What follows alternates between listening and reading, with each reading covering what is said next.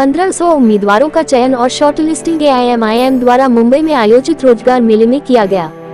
मुंबई, 15 अक्टूबर 2024।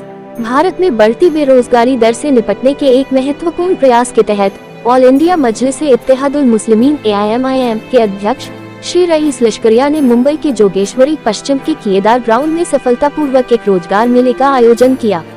यह आयोजन बड़ी संख्या में बेरोजगार युवाओं को रोजगार के अवसर प्राप्त करने के उद्देश्य से आकर्षित किया, जिससे क्षेत्र में रोजगार की सख्त आवश्यकता उजागर हुई। इस रोजगार मेले में 6000 से अधिक उम्मीदवारों ने भाग लिया, जिनमें से 1500 उम्मीदवारों को शॉर्टलिस्ट और चयनित किया गया। 70 से अधिक कंपनियों और भर्ती करने वालों ने 10,000 से अधिक रिक्तियों के लिए उम्मीदवारों का साक्षात्कार लिया। मेले के दौरान श्री लश्करिया ने बेरोजगारी और समाज में अस्थिरता के बीच के संबंध पर जोर देते हुए कहा, रोजगार हमारे देश में शांति और स्थिरता बनाए रखने के लिए आवश्यक है। हमारे युवाओं को अवसर प्रदान करके हम एक सुरक्षित और समृद्ध समाज की दिशा में काम कर सकते हैं। इस रोजगार मेले को विभिन्न समुदाय के नेताओं से मान्यता प्राप्त हुई। महाराष्ट्र विधानसभा के पूर्व सदस्य श्री वारिस पठान ने इस कार्यक्रम में भाग लिया और प्रतिभागियों के लिए किए गए उत्कृष्ट इंतजामों की सराहना की। उनकी उपस्थिति से बेरोजगारी से निपटने के लिए राजनीतिक समर्थन का भी संकेत मिला। इस कार्यक्रम को बॉम्बे इंडस्ट्रीज एसोसिएशन बियाक के वर्तमान अध्यक्ष श्री हितेश शेट्टी द्वारा प्रायोजित किया गया, जिससे स्थानीय उद्योगों की रोजगार सृजन के प्रति प्रतिबद्धता दर्शाई गई। इसके अतिरिक्त अलीफ ओवरसीज कंसल्टेंट्स के CEO श्री असलम आई शेख ने इस मेले को समर्थन दिया और उन्होंने श्री रईस लश्करिया की सराहना करते हुए कहा कि वह बेरोजगार युवाओं का समर्थन करके उत्कृष्ट कार्य कर रहे हैं और हम इस प्रयास में उनका पूरा समर्थन करते हैं। लायंस क्लब ऑफ ओशिवारा ने भी इस कार्यक्रम में महत्वपूर्ण योगदान दिया। क्लब के अध्यक्ष श्री महेंद्र शाह और सचिव श्रीमती रेखा शाह ने अपनी उपस्थिति दर्ज कराई। अन्य प्रमुख सदस्य जैसे लान मीरा रामास्वामी, लान राजेंद्र गोयनका और लान डॉक्टर ZN कुरैशी ने भी भाग लिया, जिससे विभिन्न सामुदायिक संगठनों का एकजुट प्रयास दिखाई दिया। AIMIM टीम के समर्पित सदस्य जैसे यतिश राजू धूंत्रे और समीर बैग ने रोजगार मेले की सफलता सुनिश्चित करने के लिए कड़ी मेहनत की। उनके प्रयासों ने एक सफल आयोजन में योगदान दिया, जिसने कई लोगों को उम्मीद और अवसर प्रदान किए। रोजगार मेले ने न केवल रोजगार के अवसर प्रदान किए बल्कि सामुदायिक भागीदारी की भावना को भी प्रोत्साहित किया, जो बढ़ती बेरोजगारी के सामने त्वरित कार्रवाई की आवश्यकता को संबोधित करता है।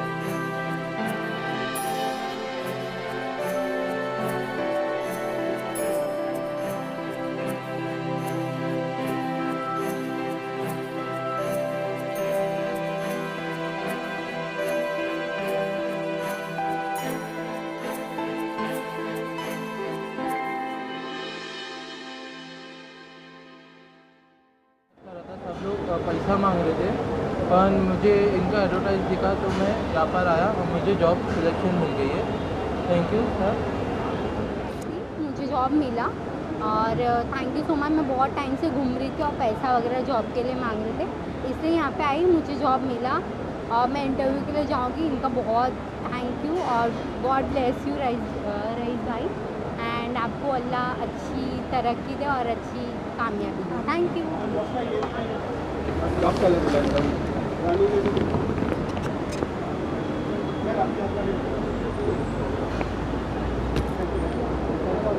सर को आगे आने, सर को आगे आने। तौलिया हटा दो जरा।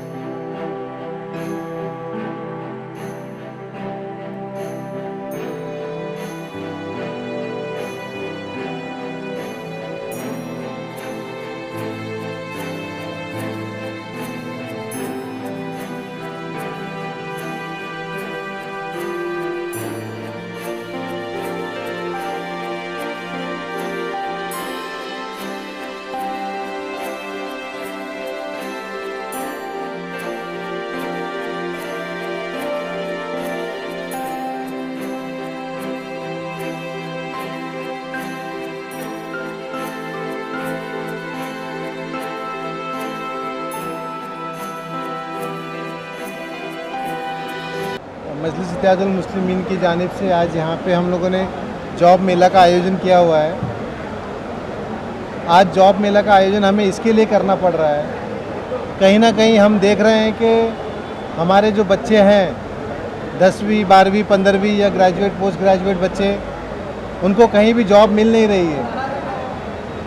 सभी में मायूसी है, किसी को भी आज सरकार के ऊपर भरोसा नहीं है। अगर आप सरकार का पोर्टल देखोगे तो पोर्टल के ऊपर लगभग 40 से 42 लाख जॉब इंक्वायरीज वहाँ पे पोर्टल पे आई हुई है और जॉब नहीं मिलने की वजह से आज युवा मायूस है, बेचैन है, वो गलत राहों में जा रहा है, गलत काम करने में जा रहा है। आज जो आपको रोड के ऊपर छोटी मोटी चीज़ों पे लोग जो लड़ने मरने लगते हैं, जैसे एक छोटी सा वाक्य मैं आपको बताता हूँ। कल मलाड के अंदर एक मॉब लिंचिंग हो गई। वो बच्चा आकाश अपनी पेरेंट्स से मिलने के लिए आया था बाहर से, एक छोटी से बाइक पे जा रहा था अपनी बीवी के साथ में, पीछे उसके माँ बाप उसके रिक्शे में साथ में थे, लेकिन एक रिक्शे वाले ने उसको ओवरटेक के चक्कर के अंदर और छोटी मोटी बोलाबाली के अंदर इतना बड़ा झगड़ा हो गया कि मॉब आके उसको मार के वहाँ पे ख़त्म कर दी। उसकी माँ वहाँ बचाने के लिए आई, उसकी माँ को भी मारा गया। तो ये सब आक्रोश लोगों में क्यों है? आज युवाओं में इतना आक्रोश क्यों है? आपने देखा होगा कि एनसीपी के लीडर बाबा सिद्दीकी की जो हत्या हुई, उसके अंदर 19 साल 23 साल के बच्चे हैं। तो आज युवाओं को काम नहीं है, वो घर से भटक रहे हैं, गलत राह पे जा रहे हैं, ड्रग्स में जा रहे हैं, अलग अलग चीज़ों में वो इन्वॉल्व हो रहे हैं। और यही सारी चीज़ों को देखते हुए हम देख रहे हैं कि आज युवा को अगर दिशा देनी है हमें, तो उसको हमें जॉब देना पड़ेगा। बच्चे बड़ी मुश्किलात से आज पढ़ रहे हैं, गरीब बच्चे 10वीं 12वीं 15वीं करने के लिए भी बहुत मुश्किल होती है। आज एजुकेशन महंगी हो गई है, उसके बाद भी आज बच्चे पढ़ रहे हैं और पढ़ने के बाद जब उनको जॉब नहीं मिलती है तो कहीं ना कहीं मायूसी होती है। आज महाराष्ट्र के डेटा के हिसाब से मैं कहता हूँ, हर दिन 2 युवा आत्महत्या कर रहे हैं सिर्फ जॉब नहीं होने की वजह से। तो इन सारी चीज़ों को हम ध्यान में रखते हुए आज ये जॉब का मेला हमने आयोजन किया है। यहाँ पे लगभग 80 से ज़्यादा कंपनीज आई है, जो कॉरपोरेट्स, इंडियन कॉरपोरेट्स भी है, अब्रॉड कॉरपोरेट्स भी है, और ये कॉरपोरेट्स यहाँ पे सारे बच्चों को जॉब देने का काम कर रही है। आज लगभग हमारे पास यहाँ पे जो कॉरपोरेट्स आई है 8 से 10 हज़ार जॉब्स वैकेंसीज हमारे पास अवेलेबल है। और जो हमने पोर्टल के ऊपर ऑनलाइन रजिस्ट्रेशन की है वो लगभग 3000 से ज़्यादा रजिस्ट्रेशन हुई है, और ये महज हमने 9 दिन के अंदर पूरा किया है। आज ऑफलाइन भी बहुत सारे बच्चे आ रहे हैं। इस हमारे जॉब मेला के अंदर हमें जो एसोसिएट पार्टनर्स हैं हमारे, BIA Bombay industry association, Alif जो एब्रॉड बच्चों को पढ़ने के लिए भेजती है, और उसके बाद हमारे Lion Crescent, Oshiwara Lion Crescent जो ओशिवरा क्लब है। तो ऐसे सारे लोगों ने हमको सहयोग दिया है इस आज के कार्यक्रम को कामयाब करने के लिए, और मैं सारी कंपनियों का तहे दिल से शुक्रिया अदा करता हूं जो आज वो यहाँ पे आए और इस जॉब मेला को कामयाब बनाए। आज जिस तरीके से सरकार फ्री बीज बांट रही है, आज सरकार फ्री बीज बांट रही है, लाड़की बहना है, लाड़का भाव है। लाड़का भाव क्या है? ये जॉब तो दे नहीं पा रहे उनको, लेकिन 12वीं को 6000 रुपये दे रहे हैं, 15वीं को 10,000 रुपये दे रहे हैं, लोगों को घर बिठा रहे हैं, उनको नाकारा और निकम्मा बना रहे हैं। सरकार का काम था जॉब क्रिएट करना, वो उसमें एकदम से नाकाम रही है और जॉब नहीं क्रिएट कर पाई है। इसके लिए लाड़की बहन है, लाड़का भाव जैसी स्कीमें लेके आ रही है। तो कहीं ना कहीं महाराष्ट्र के अंदर जॉब का सरकार का बहुत बड़ा फेलियर है। Maharashtra needs job. महाराष्ट्र लोगों को काम देना चाहती है, लेकिन यहाँ पे काम नहीं है। महाराष्ट्र नीड्स इन्वेस्टमेंट, लेकिन एक भी इन्वेस्टमेंट महाराष्ट्र में नहीं आ रहा है, सब गुजरात डाइवर्ट हो रहा है। Maharashtra needs law and order, लेकिन लॉ एंड ऑर्डर मुंबई में नहीं है, पूरे महाराष्ट्र में लॉ एंड ऑर्डर फेलियर है। तो इस तरीके से ये सरकार अपने आप में एक बहुत बड़ा फेलियर है। और हम लोगों ने आज यहाँ पे जो भी आयोजन किया है उसके लिए आप तमाम मीडिया वालों का भी मैं तहे दिल से शुक्रिया अदा करता हूँ। शुक्रिया।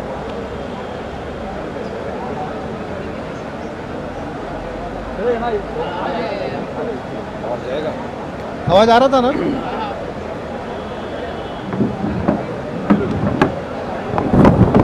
ऐसा ही था।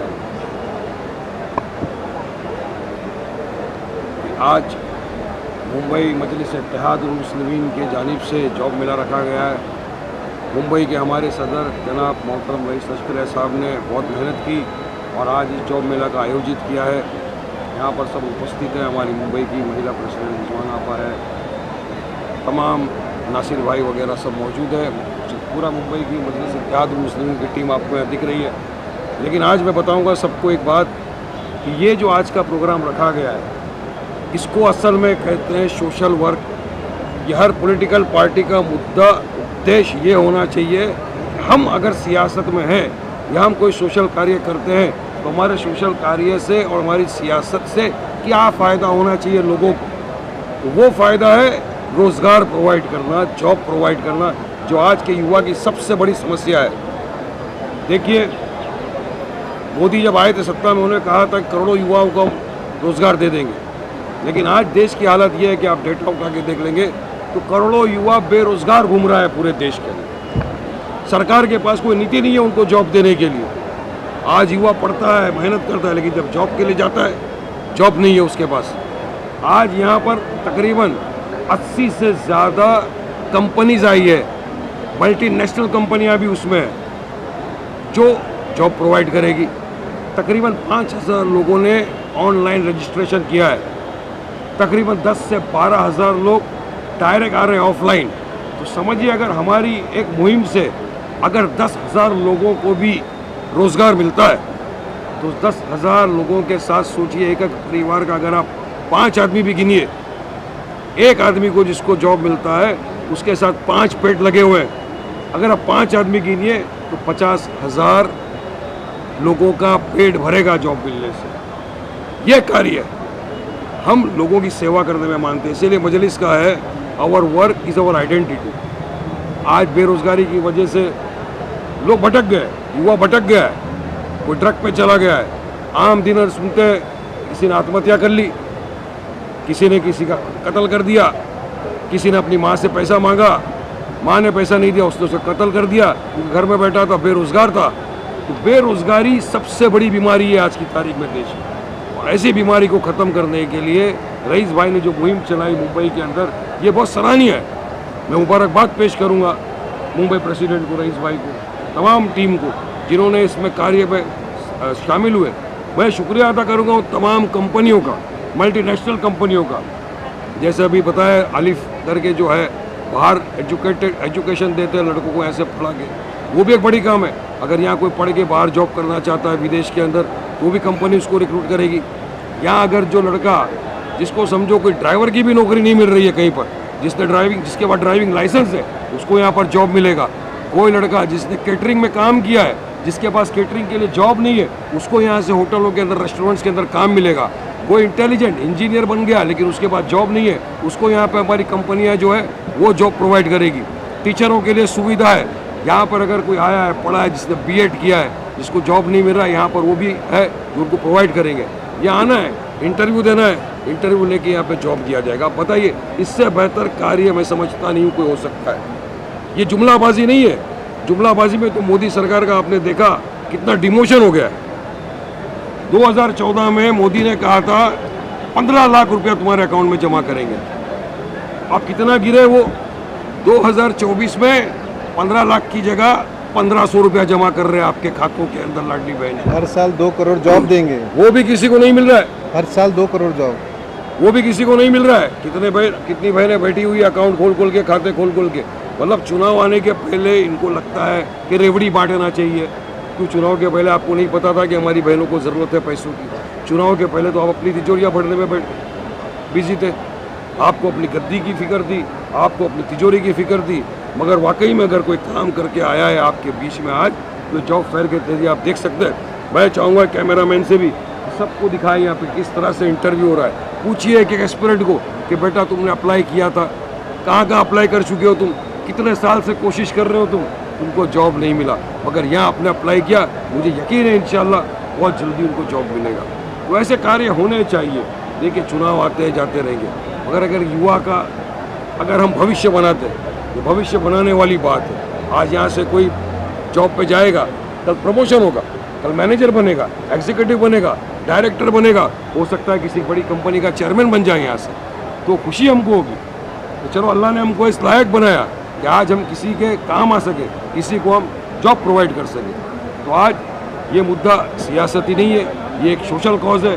सोशल कॉज के लिए हमने चालू किया है और मैं चाहूँगा कि जो युवा तक जिन तक ये QR कोड नहीं पहुँच सका, जिनको ये पता आज लगा कि अब यहाँ पे जॉब फेयर हुआ है, जो कांटेक्ट नहीं कर सके उनके लिए QR कोड जारी रहेगा और हम चाहेंगे कि आप QR कोड के ज़रिए अप्लाई करते रहें। जहाँ कर भी वैकेंसी होगी हमारी टीम आपको इंशाअल्लाह ताला समर्थन करेगी, वहाँ आपको जॉब प्रोवाइड करने की पूरी हम कोशिश करेंगे। आप तमाम आए यहाँ पे, मैं आप तमाम का धन्यवाद शुक्रिया अदा करता हूँ। जितनी कंपनीज यहाँ आज आई है अपना कीमती वक्त निकाल के, या जितनी भी संस्थाओं ने यहाँ पर ताउन किया है इस जॉब मेला को सक्सेस करने के लिए, मैं उन तमाम का शुक्रिया अदा करता हूँ। जितने युवा आज अप्लाई किए मैं उन तमाम का शुक्रिया अदा करता हूँ और अल्लाह से दुआ करता हूँ कि इंशाअल्लाह आपको जॉब मिलेगा। आप काम करिए, अपने परिवार का ख्याल रखिए, अपने राज्य का नाम रोशन करिए, अपने देश का नाम रोशन करिए और हमको अपनी दुआओं में याद रखिए। शुक्रिया। अस्सलाम वालेकुम रहमतुल्लाहि व बरकातहू। देखिए, बाबा सिद्दीकी की जो हत्या हुई वो तो एक बहुत ही दर्दनाक वाक़या है। मेरे लिए तो पर्सनल लॉस है, मेरे 30 साल से उनके ज़्यादा कनेक्शन थे और इसके पहले 2 दिन पहले ही मिले थे, अच्छे खासे बातचीत हुई। मगर इसमें सरकार का पूरी तरह फेलियर है, कानून व्यवस्था का, इंटेलिजेंस ब्यूरो का टोटल फेलियर है। क्या हो रहा है हमारे राज्य के अंदर? एक शख्स ने अगर 16 दिन पहले आपको अर्जी दिया था कि मुझे सिक्योरिटी थ्रेट है, तो उसको सिक्योरिटी प्रोवाइड क्यों नहीं की? और अगर सिक्योरिटी प्रोवाइड आप बोलते हो की थी, तो जिस वक्त उनके ऊपर अटैक हुआ उस वक्त वो तमाम सिक्योरिटी कहाँ थी? ये मेरा सरकार से सवाल है, सरकार इसका जवाब दे। जनता जानना चाहती है कि क्या एक शख्स जेल में बैठकर सबको मारता जा रहा है, सबको हिट लिस्ट पर डाला जा रहा है, सरकार क्या उचित कदम नहीं उठा सकती उसको पकड़ने के लिए? मगर कहीं ना कहीं हमको लगता है कि नहीं, सरकार की नाक के नीचे हो रहा है। बांद्रा जैसी बिजी स्ट्रीट के ऊपर दशहरा के दिन जहाँ दो रैली है, एक शिवाजी पार्क में, एक आज़ाद मैदान में, पुलिस बंदोबस्त है। इतने बंदोबस्त में आकर अगर कोई मार के जाता है तो उन्होंने महाराष्ट्र की सरकार को, महाराष्ट्र की सबसे टॉप नंबर पे जानने वाली पुलिस को चैलेंज किया कि तुम कितना बंदोबस्त लगा लो, कितने भी तुम टॉप पुलिस फोर्स हो जाओ, हमको जो काम करना है हम करके जाएंगे। तो ये चैलेंज किया उन्होंने पुलिस को। और मैं चाहूँगा कि महाराष्ट्र की पुलिस, खास तौर से मुंबई की पुलिस तो सक्षम है, काफ़ी केसेस क्रैक कर चुके हैं, वो इस बात का संज्ञान ले और कुछ लोग पकड़े मास्टरमाइंड को पकड़ो। मास्टरमाइंड कौन है, असली सूत्रधार कौन है, उसको लाओ सामने, क्रैक करो पूरे केस को और देखिए, इंश्योर करिए कि आगे हम तो समझ रहे हैं कि लिस्ट जारी हुई है, कौन कौन है लिस्ट में, तमाम को सिक्योरिटी प्रोवाइड की जाए। और देखिए, हम तो अपोजिशन में, अगर सत्ता के अंदर बैठा हुआ शख्स सेफ नहीं है आज की तारीख में, बाबा सिद्दीकी सत्ता में थे, अजीत पवार की पार्टी में थे, सत्ता में रहा हुआ अगर मंत्री सेफ नहीं है तो अपोजिशन के मंत्रियों की, अपोजिशन के नेताओं की क्या सेफ्टी है? और आम नागरिक जो मुंबई की सड़कों पे तन्हा घूमता है उसकी क्या सेफ्टी है? क्या मुंबई के अंदर फिर से 90 का दशक देखना चाहती है सरकार? क्या दिखाना चाहती है सरकार? 90 के दशक में चलता था, रास्ते में निकले, गोली मार दिया, गाड़ी के पास गए, गोली मार दिया। आज हमको देखने को मिल रहा है। तो सरकार को उचित स्टेप उठाना पड़ेगा। अगर सरकार चाहती है कि फिर से माफिया एंटर नहीं करे, सरकार को उचित स्टेप उठाकर इसको खत्म करना पड़ेगा। और जो भी पकड़ाया है, देखिए, महाराष्ट्र के मुख्यमंत्री ने कहा है कि हम कानूनन सज़ा देंगे, उनको फांसी की सज़ा देंगे। हमारी भी ये मांग है कि जो भी पकड़ा है, जो आगे पकड़ाने वाले हैं, उनका केस फास्ट ट्रैक कोर्ट में चलाया जाए, स्पेशल पब्लिक प्रोसिक्यूटर को अपॉइंट करके जल्दी से जल्दी उनको फांसी की सज़ा से कम सज़ा होना ही नहीं चाहिए। तब एक मैसेज जाएगा सबको कि अगर मुंबई, जो देश की आर्थिक राजनीति है, फाइनेंशियल कैपिटल हब है देश का, वहाँ पर इस तरह की अगर घटना हुई तो किसी कीमत पे बर्दाश्त नहीं किया जाएगा और जो भी करेगा उसको कड़क सज़ा मिलेगी। यही हमारी कानून से मांग है और हम कानून चाहते हैं कि कानून इसके ऊपर अमल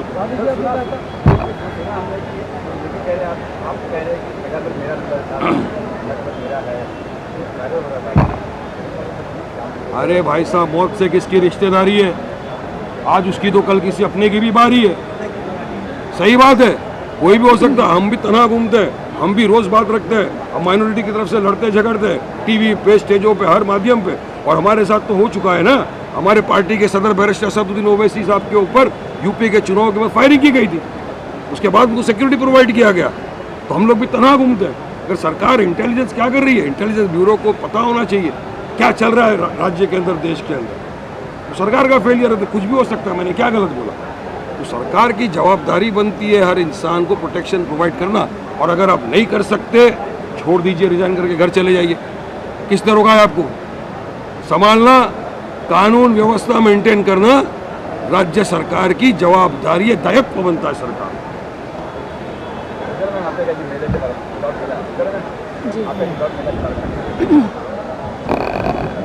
देखिए, जॉब मेला के बारे में कहना चाहती हूँ कि हमारे ऑल इंडिया मजलिस इत्तेहादुल मुस्लिमीन के मुंबई के अध्यक्ष रईस लश्करिया साहब ने बहुत ही अच्छी सोच दिखाई है, क्योंकि सियासत तो सब करे, सामाजिक काम बहुत कम लोग करते हैं, जो हमारे रईस साहब ने किए हैं। रईस लश्करिया साहब जब से मुंबई के अध्यक्ष बने हैं तब से कुछ ना कुछ लोगों की फ़िक्र में काम करते चले आ रहे हैं। इससे सामाजिक तौर पे काम करना ये हमारे लिए बहुत ही खुशी की बात है, मुंबई घरों के लिए बहुत खुशी की बात है। इस जॉब मेले में वारिस पठान साहब ने आके अपनी उपस्थिति दर्ज कराई है।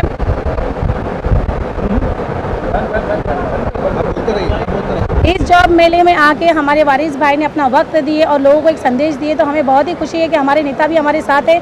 तो हम रईस साहब के साथ आगे बढ़ते रहेंगे और आज युवाओं को एक संदेश दे दूं, जो युवा बेरोजगार है। सरकार तो बड़े बड़े वादे करती है कि रोजगार देंगे, लोगों को नौकरियां देंगे, लेकिन आज बच्चे पढ़ लिख कर भी भजिए तलने पे नौबत पे आ गए हैं। आज परिवार संभालना भारी पड़ गया, लोगों की घर गृहस्थी परेशान है। आज ये परेशानी में लोगों को तकलीफ इतनी हो रही है कि युवा अगर टेंशन में आता है तो कोई ना कोई क्राइम होता चला जा रहा है। जब घर में जब पैसा मांगता है, पैसे की तंगी होने के कारण वो फिर चोरी करता है, क्राइम करता है, फिर नशे की में लत लग जाती है। तो आज रईस साहब ने जो ये काम किया है जॉब मेला लगा के, तो युवाओं को अपने पैरों पे खड़ा करने का काम किया है। ये वर्सोवा विधानसभा में ये काम हो रहा है, ये हमें बहुत ही खुशी है कि कई युवाओं ने यहाँ पर आके इंटरव्यू दिया है, उन लोगों को नौकरी लगी है, कई कंपनीज यहाँ पर आई है। तो इसी तरीके से मजलिस इत्तेहादुल मुस्लिमीन का कारवा बढ़ता रहेगा। मजलिस इत्तेहादुल मुस्लिमीन अपने काम से पहचानी जाती है। मुंबई में जब से रईस भाई आए हैं तो ऐसे ही सामाजिक तौर पर काम कर रहे हैं, कई संस्थाएँ आई हैं उनके साथ, तो हम आगे ऐसे ही बढ़ते रहेंगे। और जितने भी युवा अगर मेरी आवाज़ सुन रहे हैं तो वो आए, ऑफलाइन फॉर्म भर के भी यहाँ पर नौकरी लेने का काम करें। जाना चाहेंगे, बहुत अच्छा कार्य हो रहा है, लोगों को रोजगार मिल रहा है, लेकिन वहीं पर इसका राजनीति भी हो रही है। ये कहा जा रहा है कि इलेक्शन चुनाव नजदीक है, इसलिए एमआईएम इस तरह के कार्य कर रही है, उनको क्या जवाब देंगे? देखिए, महाराष्ट्र में जिस तरीके से फ्री बीज बढ़ रही है, एमआईएम तो कोई फ्री बीज बांट नहीं रही है, एमआईएम तो सोशल वर्क कर रही है। आपने कल देखा होगा मुख्यमंत्री जी ने मुंबई के आने और जाने के जितने भी ऑक्ट्राइन नाके थे, उन सारे ऑक्ट्राइन नाकों को लाइट मोटर व्हीकल के लिए फ्री कर दिया गया है। तो ये जो फ्री बीज बढ़ रही है आज महाराष्ट्र के अंदर, मुंबई के अंदर, लेकिन मजलिस इत्तेहादुल मुस्लिमीन आज मुंबई के अंदर लोगों को जोड़ने का काम कर रही है, लोगों का पेट भरने का काम कर रही है। तो इस तरीके से हम कोई फ्री बीज नहीं बांट रहे हैं, हम लोगों की दुख तकलीफ को दूर करने का काम कर रहे हैं। हाँ बोलिए। आज आपको पता होगा ना, 3:30 बजे इलेक्शन कमिश्नर की मीटिंग है, महाराष्ट्र और झारखंड के चुनाव घोषित करने वाले। यकीनन इंशाअल्लाह ताला मजलिस इत्तेहादुल मुस्लिमीन महाराष्ट्र के अंदर या झारखंड पूरी तरह चुनाव में हिस्सा लेगी। और मुझे यकीन है कि महाराष्ट्र में जहाँ जहाँ भी हमारे उम्मीदवार लड़ेंगे, लोग उनको अपनी दुआओं से, मोहब्बत से, वोटों से नवाजेंगे। और इस मरतबा मजलिस इत्तेहादुल मुस्लिमीन को बहुत अच्छी रीत से काफ़ी जगहों पर भारी वोटों की मार्जिन से कामयाबी मिलेगी।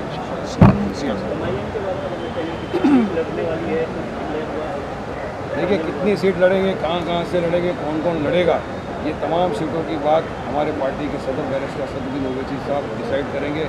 महाराष्ट्र के हमारे जो प्रेसिडेंट इम्तियाज़ भाई वो डिसाइड करेंगे, और जब जब होगा आपको पता चल जाएगा। वैसे हमारे पार्टी के सदर बैरिस्टर असदुद्दीन ओवैसी साहब ने पहले 5 सीटों को डिक्लेयर कर दिया है, जिसमें मुंबई से वर्सोवा से रईस लश्करिया साहब है, मालेगांव से हमारे सिटिंग एमएलए मुफ्ती इस्माइल साहब है, दुलिया से हमारे सिटिंग एमएलए फारूक शाह साहब है, औरंगाबाद से इम्तियाज़ साहब है, और शोलापुर से फारूक शाब्दी साहब है। बाकी की जितनी भी सीटें उसका ऐलान बहुत जल्दी होगा और आपको बताएंगे। आप सुनने में आ रहा है कि 6 सीटों पर यहाँ पर चुनाव होने वाले हैं, 6 सीटों पर एमआईएम लड़ने वाली है, उसके बारे में? नहीं, ऐसा अभी कोई तय नहीं है। मैं आप लोगों को थोड़ा सा प्रोसीजर बता दूं। मेरे आने के बाद से मुंबई के अंदर हम लोगों ने ऑब्जर्वर्स को अपॉइंट किया है। ऑब्जर्वर्स ने अपनी अपनी रिपोर्टें दी है। हमने 1 अक्टूबर से लेकर 7 अक्टूबर तक जो भी एस्पिरेंट कैंडिडेट जो इलेक्शन लड़ना चाहते हैं उनके लिए हमने फॉर्म ओपन किया था। लगभग 30 से 35 लोगों ने फॉर्म भरा है इस मुंबई के अंदर अलग अलग असेंबली से। तो आने वाले दिनों में हम देखते हैं कि जैसे चुनाव डिक्लेयर हो जाता है उसके बाद हम देखेंगे कि कौन सी सीटों पे हमें लड़ना है, कहाँ पे हमारी ताकत ज़्यादा है। ऐसा ना हो कि हमारी वजह से कोई और दूसरा सेक्युलर नेता गिर जाए, हमें उसका भी ध्यान रखते हुए काम करना है। चलिए, शुक्रिया।